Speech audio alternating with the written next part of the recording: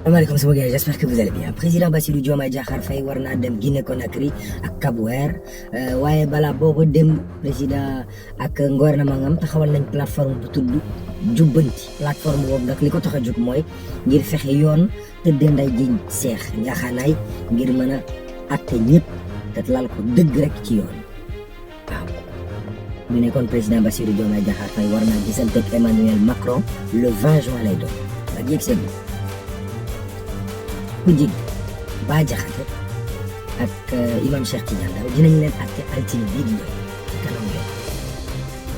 Abdoulaye Diouf Sarr ak waa APR nee nañ Sonko dafa am emprise ci pouvoir bi na bàyyi Diomaye loolu sax loolu la xalaat.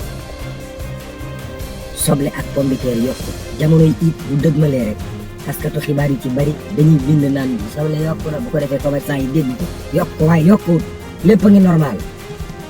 comme ça balaa ñoo tegati fitna askan bi li yokk kay mooy woyofal bi waaw cher na lool.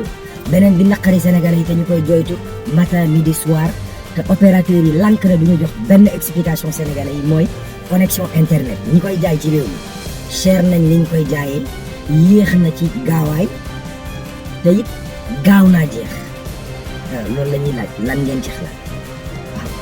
waaw benn jakartaman la benn ay feer nekk ci tali bi rey rëcc ci accident jakartaman yi profité wala ci yàkkaale ke tamit police démb jàpp moto yi métti na.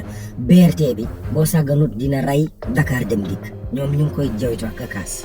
waaw Aliou Cissé dina tànn ñi war a fexe Sénégal qualifié coupe du monde suñu digganteeg Mauritanie ak RDC ñu yendoog jàmm juma mubarak.